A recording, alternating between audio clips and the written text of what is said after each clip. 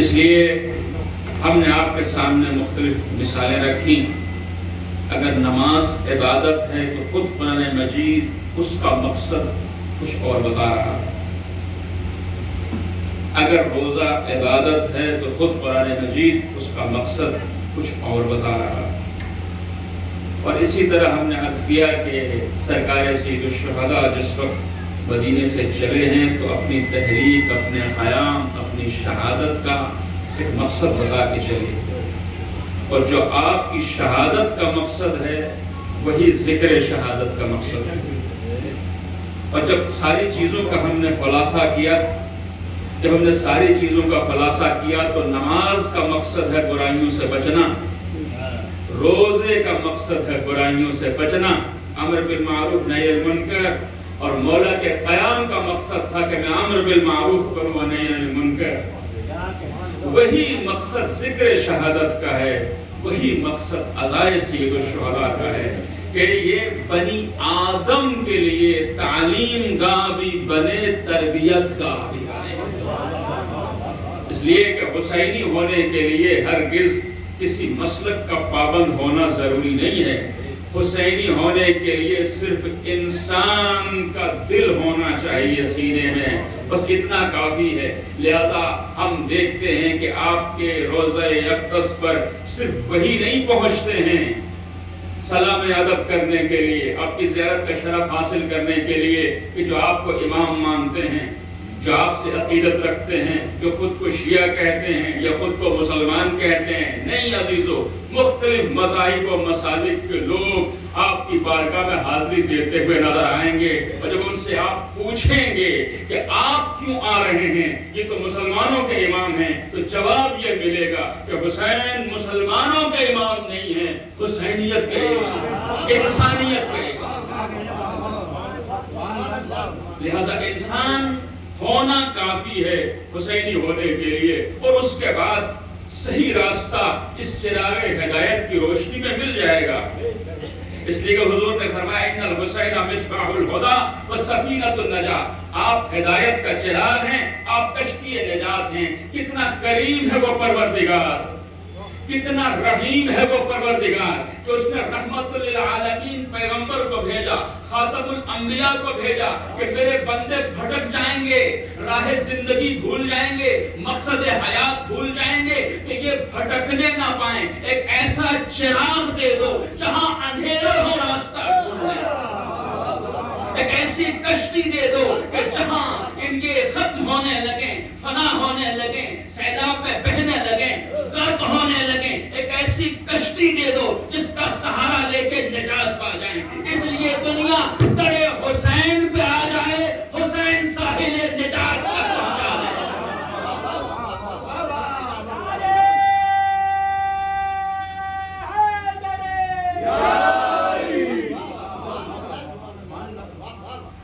یہی تو راز ہے کہ پوچھنے والے پوچھتے ہیں کہ مسجد مسلمانوں کا مرکز ہوتا ہے، عبادت کا مرکز ہوتا ہے، مسجد کے ساتھ امام بارگاہ کی ضرورت کیا ہے، حسینیے کی ضرورت کیا ہے؟ تو جواب یہ ہے کہ مسجد میں آنے کے شرائط ہیں. مسجد میں آنے کے شرائط ہیں. عام بستی کی مسجد ہو، جامع مسجد ہو یا مسجد الحرام، ہر ایک وہاں نہیں پہنچ سکتا. لیکن نہ در حسین پہ آنے کے شرائط ہیں، نہ حسینیہ میں آنے کے شرائط ہیں. تو مسجد تک کسی کو پہنچانا ہے، راستہ کہاں سے ملے گا؟ تو کوئی تو مرکز ہو جو سکھا دے.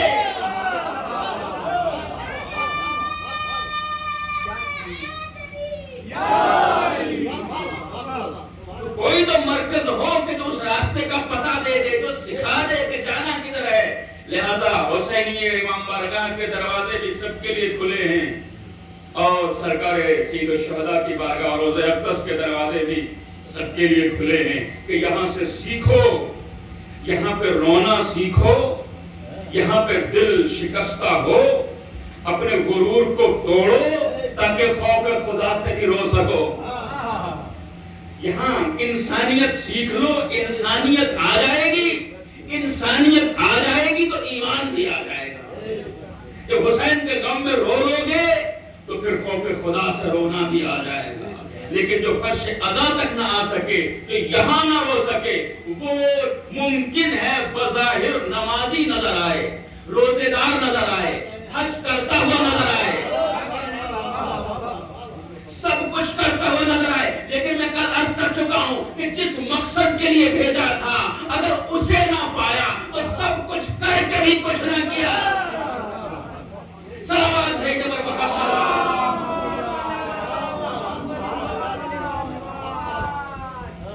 اب دامن وقت میں یقیناً گنجائش نہیں ہے، میں چاہتا یہ ہوں کہ یہ مجلسیں محفوظ ہو رہی ہیں اور ہمارے جوانوں کے لیے، بچوں کے لیے سرمایہ رہیں، اور جب بھی انہیں ضرورت پڑے وہ دوبارہ رجوع کر کے سمجھ سکیں۔ اور ایک ابھی ممبر سے میں عرض کر دوں کہ اگر آپ کے ذہن میں سوالات ہیں، یقین ہماری گفتگو سے بھی کچھ سوالات پیدا ہوں گے اور ویسے بھی ذہن میں کچھ سوالات پیدا ہوں گے، وہ ویسے بھی آپ پوچھ سکتے ہیں، اور اگر لکھ کے ہمیں دے دیں کہ اسے ممبر سے واضح کیا جائے تو انشاءاللہ یہ حاضر خدمت، اور کوشش یہ ہوگی کہ آپ کے سامنے وہ پڑھا جائے، وہ بیان کیا جائے جو عام طور پہ نہیں پڑھا جاتا، آپ کو وہ بتایا جائے کہ جو عام طور کے اوپر نہیں بتایا جاتا، اور آپ یقیناً اور حقیقی معنی میں تبرک حسینی لے کر کے جائیں۔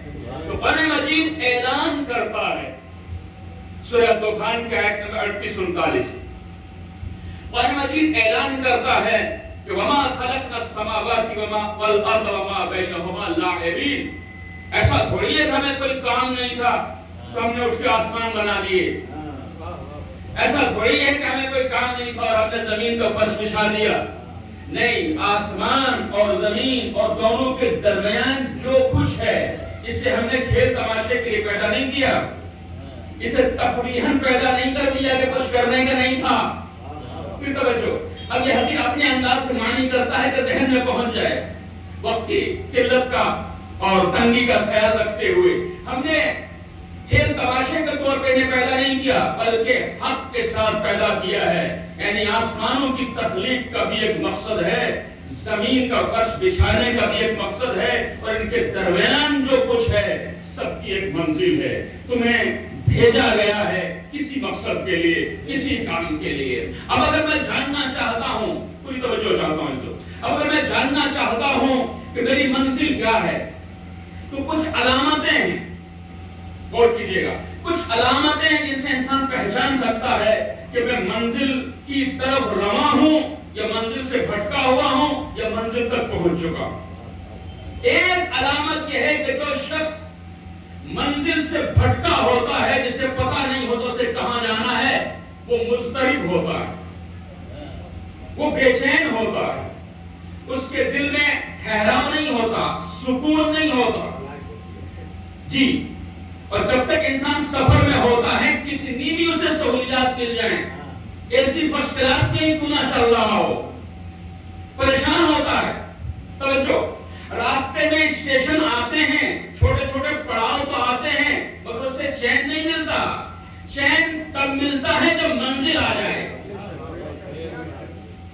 اسی لیے لوگ کہتے ہیں کہ دوسروں کے محل میں سکون نہیں آتا، اپنی جھونپڑی میں سکون آ جاتا ہے۔ تو عزیزوں، بس محسوس یہ کرنا ہے، دیکھنا یہ ہے کہ ہم راستے پر ہیں، بھٹکے ہوئے ہیں یا منزل پر ہیں۔ ہم یہ دیکھیں کہ ہم جو کر رہے ہیں اس سے اپنے آپ کو مطمئن پاتے ہیں یا مضطرب پاتے ہیں۔ اور ابھی نہیں سمجھ میں آئے گا، ہو سکتا ہے جوش جوانی میں سمجھ میں نہ آئے کہ کل عرض کر چکا ہوں، میرے مولا نے فرمایا کہ نشہ صرف شراب کا نہیں ہوتا، اور بھی کچھ چیزیں ہیں جو انسان کو بدمست کر دیتی ہیں، اس کا ہوش و حواس گم ہو جاتے ہیں، اسے پتہ ہی نہیں ہوتا وہ کر کیا رہا ہے، اسے پتہ ہی نہیں ہوتا وہ بول کیا رہا ہے، وہ سن کیا رہا ہے۔ تو مولا نے جہاں 4 چیزوں کا ذکر کیا، اس کے بعد ایک دوسری حدیث میں مولا نے کچھ اور چیزوں کا اضافہ بھی کیا کہ یہ صرف 4 چیزیں ہی نشہ نہیں ہوتی، ایک شراب کا نشہ ہوتا ہے، ایک نیند کا نشہ ہوتا ہے، ایک دولت کا نشہ ہوتا ہے، ایک کرسی اور اقتدار کا نشہ ہوتا ہے، کرسی اور اقتدار کا نشہ ہوتا ہے، اور جو چیزیں مولانا نے اضافہ کی ہیں اس نے فرمایا ہے کہ جوانی کا بھی نشہ ہوتا ہے۔ اور کیا آپ نے تو ہو سکتا ہے ابھی انسان کسی بھی طرح کے نشے میں مبتلا ہو، یا تو غفلت کچھ خبر ہی نہیں اسے، یا جوانی کے جوش میں ہے کچھ پتہ ہی نہیں اسے، یا دولت کا نشہ ہے کچھ خبر ہی نہیں اسے، یا کوئی بھی ایسی چیز ہے کہ جس کو وہ مگن ہے ابھی اسے پتہ نہیں ہے، تو کب پتہ کریں؟ اس وقت جب کار دنیا سے تم سبکدوش ہو جاؤ. کوئی توجہ چاہتا ہوں، جب تم کار دنیا سے سبکدوش ہو جاؤ، جو کرنا تھا کر چکے، بچے دنیا میں آئے، پڑھائے، پالے پوسے، اس کے بعد اپنے اپنے جو کچھ انہیں بنانا تھا بنا دیا، جو کچھ زندگی میں کرنا تھا کر چکے. اب جب عمر کے ایک پڑاؤ میں آ چکے ہو کہ جسے ریٹائرمنٹ کی زندگی کہتے ہیں، سبکدوش ہو جانے کے بعد کی زندگی کہتے ہیں، تو اس وقت اپنے آپ سے پوچھو، کیونکہ اب تو جوانی کا نشہ بھی ختم، اگر کرسی اقتدار تھا وہ نشہ بھی ختم، اگر کوئی طاقت تھی تو وہ نشہ بھی ختم. اب جب سارے نشے اتر رہے ہیں آہستہ آہستہ، تو اب ذرا اپنے آپ سے پوچھو زندگی میں جو کیا ہے اس سے مطمئن ہو یا مضطرب؟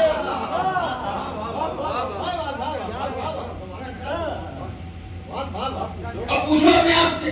اور جو اس عمر میں نہیں پہنچے ہیں، جو جوان ہیں، ان کا کام یہ ہے کہ ان کے پاس بیٹھو، پوری توجہ، ان کے پاس بیٹھو اور ان سے پوچھو، ان سے پوچھو ابا جان، چچا جان، دادا جان، نانا جان، بس ہمیں اتنا بتا دیجئے، آپ تو بڑی پوسٹ پہ رہے، آپ نے تو بہت کچھ کمایا، آپ نے تو بچوں کو کسی منزل پہ پہنچایا، آپ نے بہت کچھ اچیو کیا، ہمیں بتائیے کہ جو کچھ آپ نے کیا اس سے مطمئن ہے یا مضطرب ہے؟ کوئی توجہ نہیں دے رہے آپ. میں پھر دوسرا سوال کھڑا کروں گا کہ بات سمجھ میں آئے. اگر اب بھی سمجھ میں نہ آئے کہ مطمئن ہو یا مضطرب، تو اپنے آپ سے یہ پوچھو کہ اب رخت سفر باندھنے کا وقت آ گیا. توجہ، اب رخت سفر باندھنے کا وقت آ گیا. جس جگہ پہ جا رہے ہو، جانے کی خوشی ہے یا ملال؟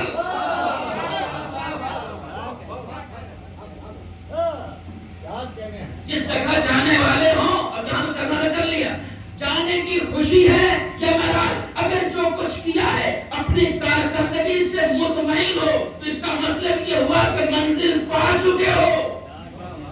اور اب جب اس منزل تک پہنچنا ہے تو دل میں خوشی ہے، لیکن اگر ملال ہے، اگر اضطراب ہے، اگر جواب یہ ہے کہ بہت کچھ کر کے بھی کچھ نہ کیا، حاصل تو بہت کچھ کیا مگر کام نہ آیا، اولاد کو پالا پوسا سے مقام تک پہنچایا لیکن آج تو ہمارے کام کی نہیں ہے، دولت سمیٹی مگر آج میرے کام کی نہیں ہے، بنگلے بنائے مگر آج میرے کام کے نہیں ہیں، بہت کچھ کر سکتا تھا جو نہیں کیا. اگر اضطراب ہے تو اس کا مطلب یہ ہوا منزل سے بھٹکے رہے ہو. اگر اطمینان ہے تو اس کا مطلب یہ ہوا صحیح راستے پہ آئے ہو. صلوات بھیجو محمد.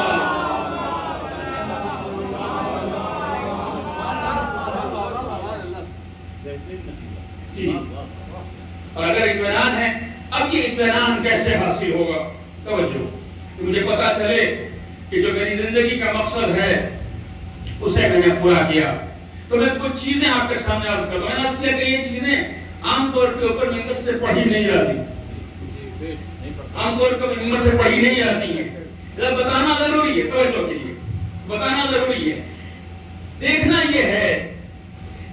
یہ ہے کہ انسان صحیح راستے پر ہے، ابھی صحیح راستے پر ہے، اپنی منزل کی طرف جا رہا ہے، اپنے مقصد حیات کو پورا کر رہا ہے، جس کام کے لیے آیا تھا اسی کو کر رہا ہے یا نہیں کر رہا. تو ذرا دوسری مخلوقات کو دیکھ لے، پہلے دوسری مخلوقات کو دیکھ لے کہ اللہ نے انہیں بھی کسی مقصد کے لیے پیدا کیا ہے. جانور اپنی منزل تک پہنچ رہا ہے اور جو کام ہے اپنا وہ کر رہا ہے، اور کیا پیڑ پودے اپنی منزل تک پہنچ رہے ہیں، جو کام ہے اپنا وہ کر رہے ہیں. دانا ہے وہ پودے میں بدلے گا، پودا درخت میں بدلے گا، درخت تناور ہو جائے گا، پھل دینے لگے گا، دائیں جہاں تک آنا تھا آ چکا. اور کیا اس کا راستہ بھی معین ہے. ایک آج توجہ کر لیں، اس کا راستہ بھی معین ہے، اس کی منزل بھی معین ہے. جانور نکلا ماں کے پیٹ سے پیدا ہوا یا انڈے میں سے نکلا، چوزا تھا، بچہ تھا، پلتا گیا، پڑھتا گیا، ایک حد تک آ کے رک گیا. اب اسے جو فائدہ کسی کو پہنچانا تھا، کسی کا لقمہ تر بن گیا، کسی کو دودھ فراہم کیا، جو کام تھا وہ کام اس نے کر دیا، اب اس سے آگے اس کی کوئی ترقی نہیں ہے، کوئی توجہ۔ اسی طریقے سے باقی جتنی مخلوقات اللہ نے پیدا کی ہیں سب اپنا مقصد پورا کر رہی ہیں۔ سورج انکار نہیں کرتا کہ مجھے روشنی نہیں دینا ہے، ہوا انکار نہیں کرتی کہ مجھے نہیں چلنا ہے، چاند انکار نہیں کرتا کہ مجھے اپنی ذمہ داری پوری نہیں کرنا ہے، وہ سب راستہ بھی معین، توجہ، منزل بھی معین، لیکن انسان کو راستہ خود چننا ہے، انسان کو منزل کو بھی خود چننا ہے، اس منزل تک پہنچنے کا راستہ بھی خود چننا ہے۔ اب آپ کہیں گے یہ کون سی بات ہوئی؟ یہ بات یہ ہوئی کہ باقی جتنی مخلوقات ہیں ان کے سامنے دو آپشن نہیں ہے، سب کے سامنے سنگل آپشن ہے، تو جب سنگل آپشن ہے تو انہیں کسی گائیڈنس کی ضرورت نہیں ہے، جس کام کے لیے معین کیا، جو منزل، جو راستہ وہ اسے طے کر رہے ہیں۔ چونکہ انسان کے سامنے ڈفرینٹ آپشنز ہیں، مختلف راستے ہیں، اس لیے ضرورت ہے اس کی گائیڈنس کی۔ تو قربان جائیں اس ذات رحیم پر، اس ذات کریم پر، اس پروردگار متعال پر جس نے انسان کو خود عقل کی شکل میں ہادی دے دیا اور اسی پر اکتفا نہ کیا، انبیاء بھی بھیج دیے، ائمہ بھی بھیج دیے۔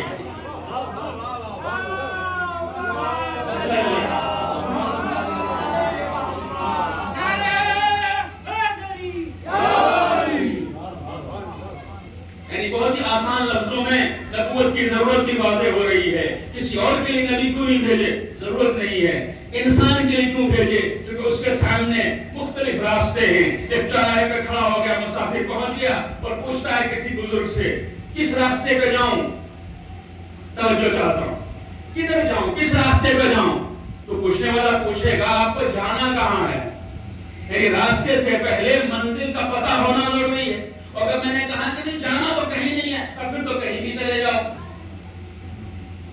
جانا کہیں نہیں ہے پھر تو کہیں بھی چلے جاؤ۔ بس یہ جو پھر تو کہیں بھی چلے جاؤ یہ ہمارا ابھی کا حال ہے، توجہ کر لیں، یہ ہمارا ابھی کا حال ہے، نہ منزل کا پتہ ہے نہ راستے کا پتہ ہے، بس ایک بھیڑ میں چل رہے ہیں جدھر دھکا لگ جائے،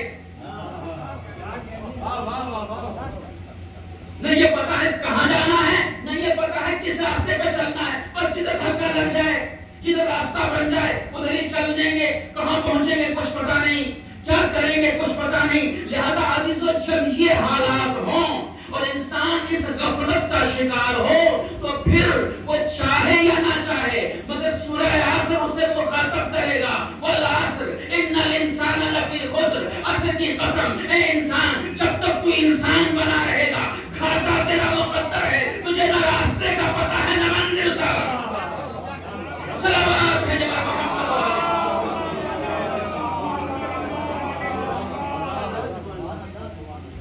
تو سیٹسفیکشن انسان کو تب حاصل ہوگا کہ جب وہ یہ دیکھے کہ جس طرح سے ایک درخت بڑا ہو کے پھل دیتا ہے، ایک جانور بڑا ہو کے دودھ دیتا ہے، سورج اگ کے روشنی دیتا ہے، مجھے کیا بننا ہے؟ اتنا میرا سب سے بڑا سوال، مجھے کیا بننا ہے؟ میرا فیوچر کیا ہے؟ مجھے کیا بننا ہے؟ اپنے بچوں کو کیا بنانا ہے؟ خود کیا بننا ہے؟ بس جو مجھے بننا ہے توجہ وہ میری منزل ہے۔ اور کیا؟ اب اگر میں صرف جو درخت ہو سکتا ہے ہو گیا تو کامیاب، انسان جو ہو سکتا ہے اگر نہیں ہوا تو ناکام۔ اب انسان کیا ہو سکتا ہے؟ انسان کے اندر ٹیلنٹس کتنے ہیں، انسان کے اندر صلاحیتیں کتنی ہیں؟ تو بات یہاں سے شروع ہوگی کہ مجھے کیا بننا ہے، کہاں پہنچنا ہے، تو پہلے یہ دیکھنا ہے کہ میں کیا بن سکتا ہوں، میرے اندر اللہ نے صلاحیتیں کیا رکھی ہیں، میرے اندر ٹیلنٹس کون سے رکھے ہیں، میں دیکھ سکتا ہوں، میں سن سکتا ہوں، میں بول سکتا ہوں، میں سوچ سکتا ہوں، میں ہاتھ ہلا سکتا ہوں، میں چل سکتا ہوں، میں پڑھ سکتا ہوں، اور نہ معلوم کتنی صلاحیتیں ہیں، استعدادیں ہیں، کتنے ٹیلنٹس ہیں۔ میرے بچوں اور جوانوں توجہ کیجئے گا، اگر سارے ٹیلنٹس اور صلاحیتیں یہ انسان یوٹیلائز کر لے تو وہ مطمئن کیا ہے. بھئی اگر ایک شخص دیکھ ہی نہیں سکتا تو اسے نہ دیکھنے کا کوئی ملال نہ ہوگا. ایک شخص دیکھ ہی نہیں سکتا اسے نہ دیکھنے کا کوئی ملال نہ ہوگا. سن ہی نہیں سکتا اسے نہ سننے کا کوئی ملال نہ ہوگا. لیکن آنکھیں ہوں دیکھ سکتا ہو پھر جو دیکھنا چاہیے وہ نہ دیکھے تو ملال ہوگا. کان ہو سن سکتا ہو پھر جو سننا چاہیے تھا وہ نہ سنے تو ملال ہوگا. ایسے ہی میرے اندر نہ معلوم کتنی صلاحیتیں ہیں جو چھپی ہوئی ہیں. کوئی توجہ سو میں سمے اکرامات کی گفتگو کو چونکہ وقت بہت کم ہے اب پڑھیے. میں نے جو سورہ طحر کی آیات آپ سے تلاوت کی تھی قرآن مجید مقصد بتا رہا ہے زندگی کا, مقصد حیات کو بیان کر رہا. آپ کو سمجھنا ہے انا خلقنا الانسان من نطفۃ امشاج نبتلی, ہم نے انسان کو ایک اچھلتے ہوئے پانی سے خلق کیا. نطفہ امشاج سے, اچھلتے ہوئے نہیں, ایک مخلوط پانی سے. کوئی توجہ, ہم نے انسان کو ایک مخلوط پانی سے. ایک ایک لفظ ایسا لگتا ہے کہ واقعاً خالق کا انتخاب ہے. یہی تو قرآن کا اعجاز ہے. ہم نے نطفے سے نہیں مخلوط پانی سے انسان کو خلق کیا ہے. یعنی انسان ایک سنگل ایسپیکٹ مخلوق نہیں ہے کہ اسے درخت کی طرح صرف ایک ہی اس کے سامنے راستہ ہے, ایک ہی صلاحیت ہے. جانور کی طرح ایک ہی صلاحیت ہے نہیں. اسی انسان میں شاعر بھی چھپا ہے, خطیب بھی چھپا ہے, ادیب بھی چھپا ہے, رائٹر بھی چھپا ہے, وکیل بھی چھپا ہے, مزدور بھی چھپا ہے, بننا بھی چھپا ہے, طبیب بھی چھپا ہے, ڈاکٹر بھی چھپا ہے, انجینئر بھی چھپا ہے, بولنے والا بھی چھپا ہے, سننے والا بھی چھپا ہے, پکانے والا بھی چھپا ہے, کھانے والا بھی چھپا ہے. صلوات ہے یا محمد والے.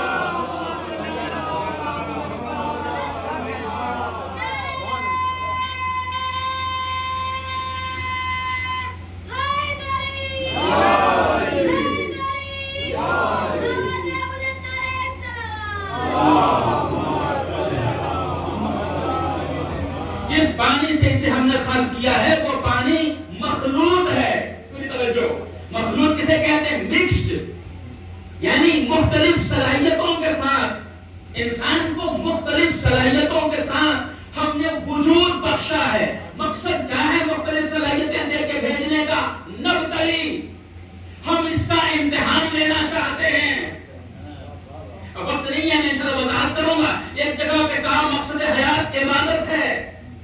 یہاں پہ فرمایا ہم نے اس لیے خلق کیا مخلوق پانی سے مختلف صلاحیتیں دے کر کے ہم تمہارا امتحان لینا چاہتے ہیں, ہم تمہاری آزمائش لینا چاہتے ہیں. تو میرے بچوں اور جوانوں پہلے پہچانو تمہارے اندر کون سی صلاحیتیں ہیں, اس لیے کہ ہر صلاحیت اس امتحان کا سوال ہے.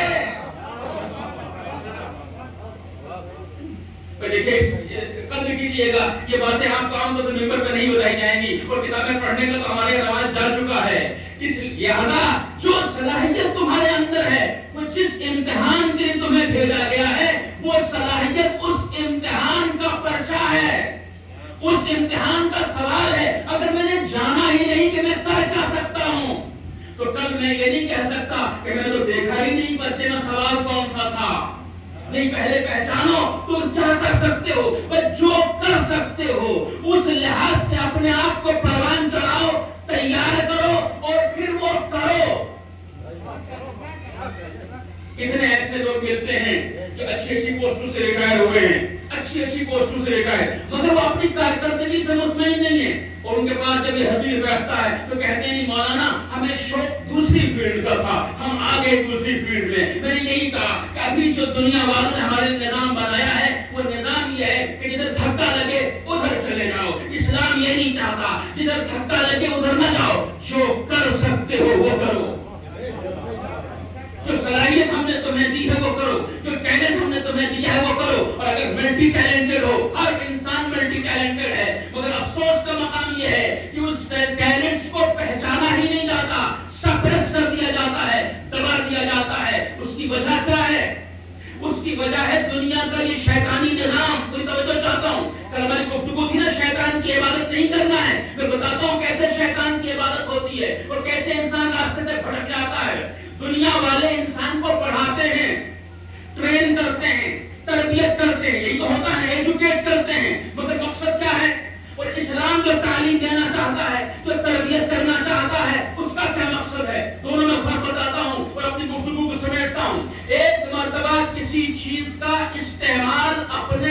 مقصد اور مفاد کے لیے ہوتا ہے، بغیر یہ دیکھے ہوئے کہ وہ اصل چیز ناقص ہو رہی ہے یا کامل، پرفیکٹ ہو رہی ہے کہ نقصان میں جا رہی ہے۔ ایک بڑھئی کا کام کیا ہے؟ بڑھئی کو دروازہ بنانا ہے، بڑھئی کو الماری بنانا ہے، اسے اس سے غرض نہیں ہے کہ درخت کو کتنا کاٹا جائے، اسے اس سے غرض نہیں ہے کہ درخت کا کتنا نقصان ہو جائے، پیڑ کتنے کٹ جائیں، نہیں، اس کا مقصد کیا ہے؟ الماری بننی چاہیے، اس کا سامان بننا چاہیے، کوئی توجہ چاہتا ہوں، وہ اس کی طرف توجہ نہیں کرتا کہ نقصان ہو رہا ہے یا گھاٹا۔ ایک جانور پالنے والا جانور کو خصی کرا لیتا ہے، کیوں؟ تاکہ مادہ کی طرف توجہ نہ رہے، خوب چارہ چرے، خوب کھائے، کیوں؟ تاکہ فربا ہو جائے، موٹا ہو جائے، موٹا ہوگا تو کیا ہوگا؟ گوشت زیادہ ہوگا، گوشت زیادہ ہوگا تو کیا ہوگا؟ پیسے زیادہ ملیں گے۔ اس کا مقصد اتنا ہے، جانور ناقص ہو گیا اس سے کوئی غرض نہیں، جانور ختم ہو گیا اس سے کوئی غرض نہیں، اپنا مفاد پورا ہونا چاہیے، اپنا مفاد پورا ہونا چاہیے، جانور کا کیا حال ہوا اس سے کوئی غرض نہیں ہے۔ لیکن جو ایک باغباں ہوتا ہے، وہ دانا لگاتا ہے، اس کے بعد اس کی حفاظت کرتا ہے، پودے کو بچاتا ہے، وقت پر دواؤں کا چھڑکاؤ کرتا ہے، فرق کیا ہوا؟ وہ استعمال کر رہا ہے بڑھئی، یہ پال رہا ہے باغباں۔ اس کے سامنے درخت کا کمال مد نظر نہیں ہے، اپنا مقصد مد نظر ہے۔ باغباں درخت کا کمال چاہتا ہے، بس پوری توجہ چاہتا ہوں، دنیا والے میرے بچوں جو تمہیں تعلیم دینا چاہتے ہیں، جو تمہیں تربیت دینا چاہتے ہیں، انہیں اس سے کوئی غرض نہیں ہے کہ تمہارے کمالات بچتے ہیں یا جاتے ہیں، تمہارے ٹیلنٹس رہتے ہیں یا ختم ہوتے ہیں، تمہاری صلاحیتیں نکھرتی ہیں یا اجڑتی ہیں، تم کیا ہوتے ہو، اس سے کوئی غرض نہیں۔ وہ تمہیں ٹائی میں دیکھنا چاہتے ہیں، سوٹ میں دیکھنا چاہتے ہیں کہ تم ان کے کام کرنے کے لائق ہو جاؤ۔ صلوات بھیجے گا محمد والے۔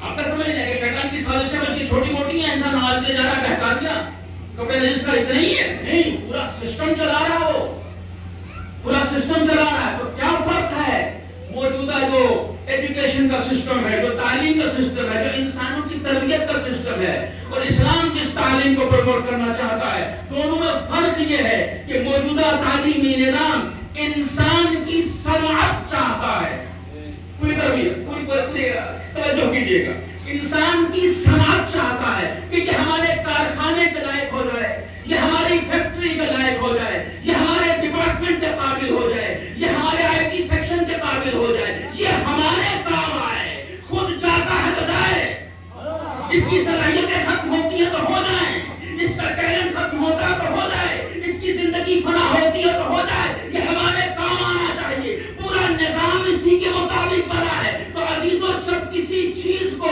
ایک آئٹم کے طور پر دیکھا جائے اور اسے اپنے مفاد کے لیے استعمال کیا جائے، اسے صنعت کہتے ہیں، اور جب کسی کو قدم بہ قدم ایسے پالا جائے کہ اس کی ساری صلاحیتیں نکھر آئے، اسے تربیت کہتے ہیں۔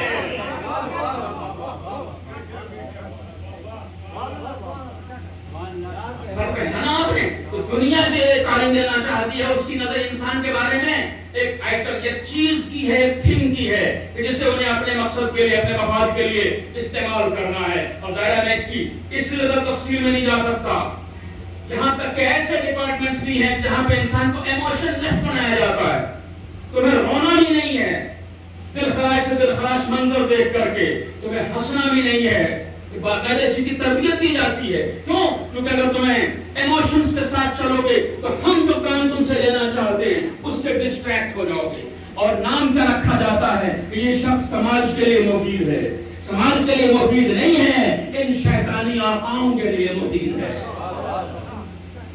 کہ جو اسے اب یہ چھوٹے پیمانے پر ہو یا بڑے پیمانے پر، ملک کی سطح پر ہو یا کمپنی لیول پر، حال یہی ہے، حال یہی ہے، کسی کو کسی کے ٹیلنٹ سے، انسان کی صلاحیت سے کوئی غرض نہیں ہے۔ ایک اسلام ہے کہ جس نے حضور کو بھیجا، وَيُعَلِّمُهُمُ الْكِتَابَ وَالْحِکْمَةَ وَإِن كَانُوا مِن قَبْلُ لَفِي ضَلَالٍ مُبِينٍ۔ ہم نے اس انسان کو، ہم نے آپ کو اس لیے بھیجا ہے کہ آپ ان سے نماز پڑھائیے نہیں، روزہ رکھوائیے نہیں، کلمہ پڑھوائیے نہیں، میرے حبیب نے پڑھا دیجئے، انہیں علم دے دیجئے، اور صرف علم مت دیجئے، انہیں حکمت بھی دیجئے. آپ علم دے دیجئے، یہ علم لے کر کے اپنی صلاحیتوں کو پہچان جائیں اور ان صلاحیتوں کے مطابق اپنی تربیت کر کے امتحان الہی کے لائق ہو جائیں.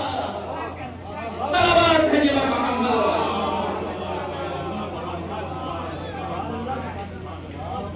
ہم تو بڑی آسانی سے سنتے آئے نا کہ امتحان پہچانیے کہ کس ٹریک ہم کہاں کتنا بھٹکے ہوئے، راستے سے کہاں پہنچے ہوئے. اور دوسری طرف اسی پروردگار نے انسان کامل کی مثال ہم نے ہمارے سامنے رکھ دی. ذہنوں سے یہ تصور نکال لیجیے کہ ہم رسول اللہ کے جیسے نہیں ہو سکتے، ہم مولا علی کے جیسے نہیں ہو سکتے، ہم اہل بیت اطہار کے جیسے نہیں ہو سکتے. ان کے جیسے کسی کو نہیں ہونا ہے، ان کے نقش قدم پہ سب کو چلنا ہے. ان کے جیسا کسی کو نہیں ہونا ہے، ان کے نقش قدم پہ سب کو چلنا ہے. تو اگر مولا کائنات امیر المومنین امام المتقین سید الوصیین غالب کل غالب مطلوب کل غالب حضرت علی ابن ابی طالب صرف میدان کے دھنی ہوتے تو میں آج کہتا کہ جوانوں دیکھو، تمہیں کوئی ایک فیلڈ چوز کرنا ہے اور اس میں اپنے آپ کو کمال دینا ہے، اس میں کامل ہو جانا ہے، اس میں تمہیں ایکسپرٹ ہو جانا ہے. نہیں، یہ کوئی اور تو کہہ سکتا ہے، وہ نہیں کہہ سکتا جس کے امام کا نام علی ابن ابی طالب ہو. اس لیے کہ تم اس امام کے ماننے والے ہو جو میدان میں جائے تو مجاہد ہوتا ہے، جو احد میں جائے تو صاحب ذوالفقار ہوتا ہے، جو خیبر میں جائے تو حیدر طرار ہوتا ہے، جو منبر پہ آئے تو خطیب سنوری ہوتا ہے، جو فیصلہ کرنے جائے اس سے بڑا کوئی فیصلہ کرنے والا نہیں ہوتا ہے. تمام دنیا فضیلتوں کے پیچھے چلتی ہے، فضیلتیں اس کا طواف کرتی ہے.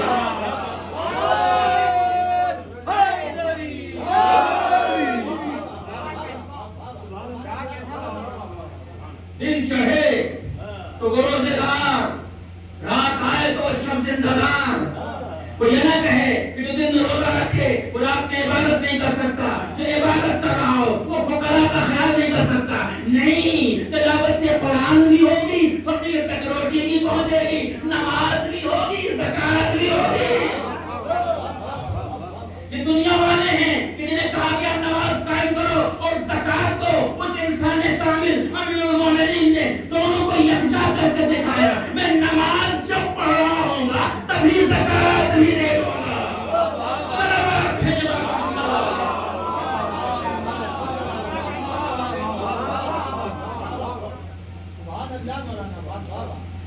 ان کے ماننے والے بھی ملٹی ٹیلنٹڈ ہونے چاہیے اور اس کے بغیر میں سیٹسفیکشن حاصل نہیں ہو سکتا. یہ میں آپ کو کرنٹ پہ کہہ رہا ہوں. وقت آئے گا جب آپ اپنے کو ناکام سمجھیں گے اور تب اس میری مجلس کو سن لینا. اور ابھی اگر بہت ساری چیزیں سمجھ میں نہ آئے، کچھ سال کے بعد سننا، تمہیں سمجھ میں آئے گا تمہارے ساتھ گیم کیا ہو رہی ہے. اور پھر جو کچھ بچ گیا تمہارے پاس وقت کہ جس میں تم کچھ اپنے اوپر توجہ دے سکو تو تمہیں گیمز میں الجھا دیا گیا. یہ فٹ بال گیم ہے، یہ کرکٹ گیم ہے اور دوسری گیمز آج کے دور میں جو آ گئی ہیں. عزیزو، یہ کوئی بھی گیم وہ نہیں ہے کہ جو آپ کھیلتے ہیں. یہ ساری گیمیں وہ ہیں جن میں آپ کے ساتھ گیم کھیلی جا رہی ہے اور کھیلنے والے کا نام ہے شیطان. اب آپ اندازہ لگائیے کہ راستہ اور منزل کی پہچان مجھے نہیں ہے، بس جدھر دھکا لگا ہے ادھر جا رہا ہوں. تو پھر کامیابی کا اندازہ یہاں سے جانے کے بعد نہیں، یہی ہو سکتا ہے. اس لیے قرآن مجید نے سکھایا دعا کرو، ربنا آتنا فی الدنیا حسنہ وفی الآخرۃ حسنہ وقنا عذاب النار. پروردگارا مجھے دنیا میں خیر عطا فرما، آخرت کی باری تو بعد آئے گی. تو اگر دنیا میں مجھے اپنی زندگی میں خیر محسوس ہو رہی ہے، اطمینان محسوس ہو رہا ہے، تو پھر آخرت بھی آباد ہے. ابھی بے چینی ہے تو آخرت بھی خراب ہے.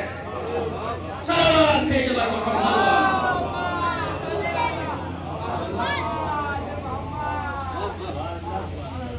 یہی درس ہے جو مولا کی زندگی میں ہے اور یہی درس ہے جو سرکار سید الشہداء کی زندگی میں ہے.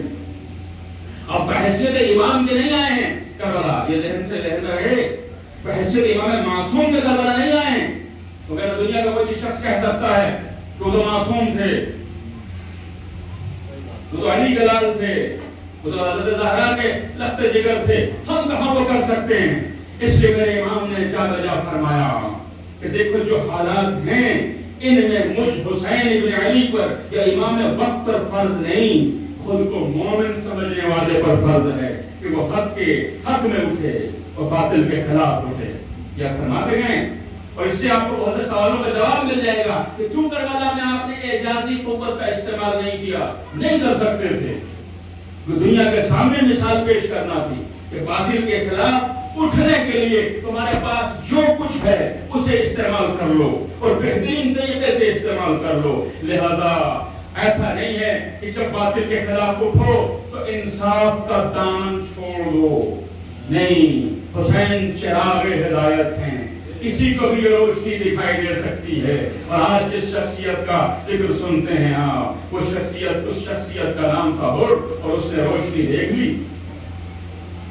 کہتے ہیں کہ جس وقت یہ چلا تھا اپنا لشکر لے کر کے کوفے سے تو اسے ایک آواز آئی تھی. وہ آواز یہ تھی کہ ہر جنت مبارک. وہ پلٹ کے دیکھا تو کوئی نہیں. تو کہنے لگا کہ یہ بشارت نہیں ہو سکتی جنت کی، اس لیے کہ میں تو حسین کے خلاف لشکر لے کے جا رہا ہوں. جنت کی بشارت کیسی؟ جنت کی بشارت کیسی؟ اللہ اکبر. میرا مولا مکے سے کربلا کے راستے پہ ہے. خدا آپ کو کسی کا مہر والا ہے. عزیز، گرمی کا زمانہ ہے، گرمی کا زمانہ ہے. انسان کے ہونٹ خشک ہو جاتے ہیں، زبان سوکھ جاتی ہے، گلا خشک ہو جاتا ہے. تو مجھے یہ بتاؤ کہ جس وقت انسان پر پیاس کی شدت طاری ہوتی ہے، ایک باپ پر پیاس کی شدت طاری ہوتی ہے، ایک ماں پر پیاس کی شدت طاری ہوتی ہے، تو اسے اپنی پیاس کا زیادہ احساس ہوتا ہے یا اپنے شیرخوار بچوں کی پیاس کا احساس زیادہ ہوتا ہے. ایک مقام پہ جو ٹھہراؤ ہوا تو میرے مولا نے حکم دیا، مشقیں بھر لو، جتنا پانی سمیٹ سکتے ہو سمیٹ لو، خوب پانی لے لو. اللہ اکبر. اس کا مطلب کیا ہے؟ پہلے سے کسی مہمان کے استقبال کی تیاری ہے. میرے مولا نے سکھایا کہ پیاسا دشمن بھی ساتھ میں آ جائے تو تمہیں اسے پانی پلانے سے گریز نہیں کرنا ہے جو دشمن کی مصیبت نہ دیکھ سکے. عزیزو، آج اس کی بارگاہ میں دعوت پھیلا دو، وہ یقیناً تمہاری مشکلیں نہیں دیکھ سکتا. خدا کی قسم، اس منبر کی قسم، جب دو حسینی ایک دوسرے کے خلاف ہوتے ہیں نا، یا دل میں بغض رکھتے ہیں یا ایک دوسرے سے لڑتے ہیں، خدا کی قسم میرا امام رنجیدہ ہوتا ہے، مولا رنجیدہ ہوتے ہیں.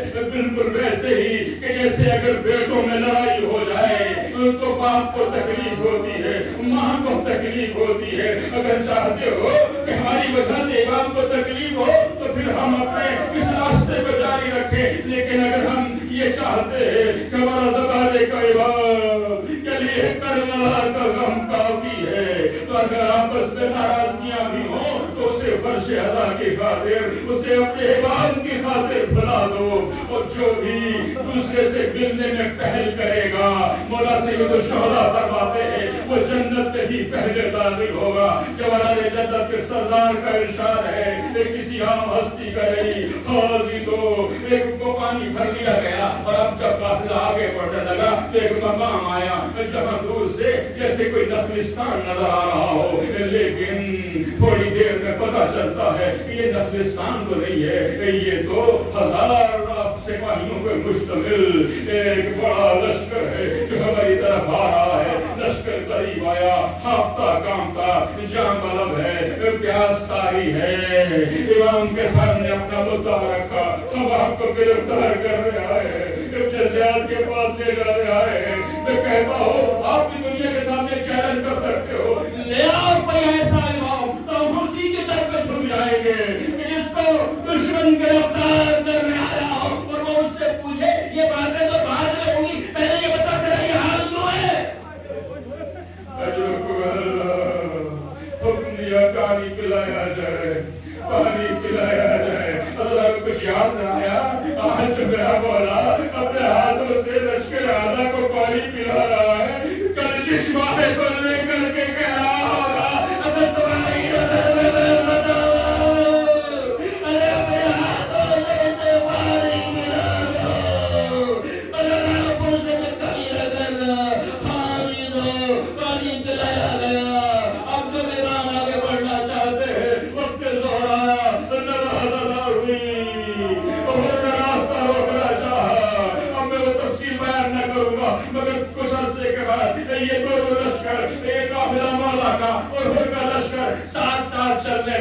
ساتھ ساتھ چلنے لگے. ایک مقام ایسا آیا جہاں مولا کی سواری رک گئی. تاریخ نے روایتوں میں لکھا ہے کہ مولا کی سواری جب رکی ایڑ لگائی مگر کوئی فائدہ نہ ہوا. آپ نے سواری بدلی, دوسری سواری کی آگے نہ بڑھی, تیسری سواری بدلی. لکھتے ہیں کہ 7 سواریاں بدلی مگر کوئی بھی سواری آگے بڑھنے کے لیے تیار نہیں ہے. جب یہ عالم دیکھا تو آپ نے بنی اسد کو بلایا اور پوچھا کہ یہ بتا دے جگہ کا نام کیا ہے.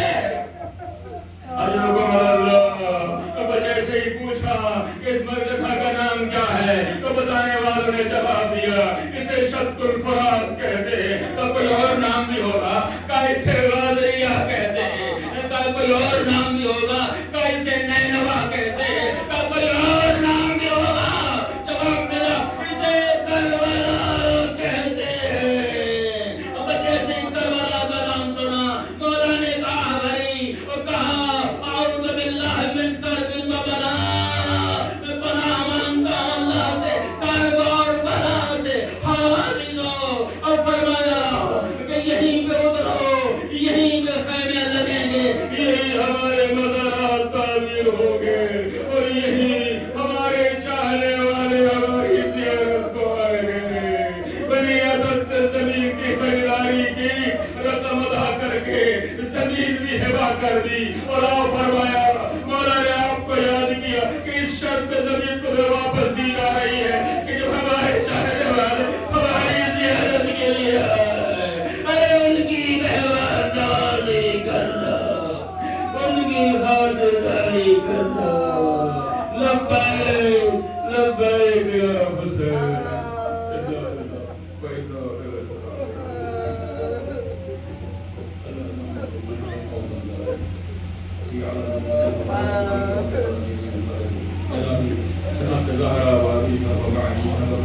ہماری اس مختصر عبادت کو قبول فرما, ہماری غلطیوں سے درگزر فرما. پروردگار ہمیں مقصد حیات کو پہچاننے اور اپنانے کی توفیق عطا فرما. اپنے آخر حجت سے ضرور میں تعجیل فرما. ہمارے درمیان اتحاد قوت و بھائی چارہ قائم و دائم ہے. اس پر شہادہ پہ آنے والے جملہ مومن و مومنات کی تمام نیک تمناؤں کو پورا فرما. ہمیں امام عصر کے اعوان انصار میں شامل کر بالنبی و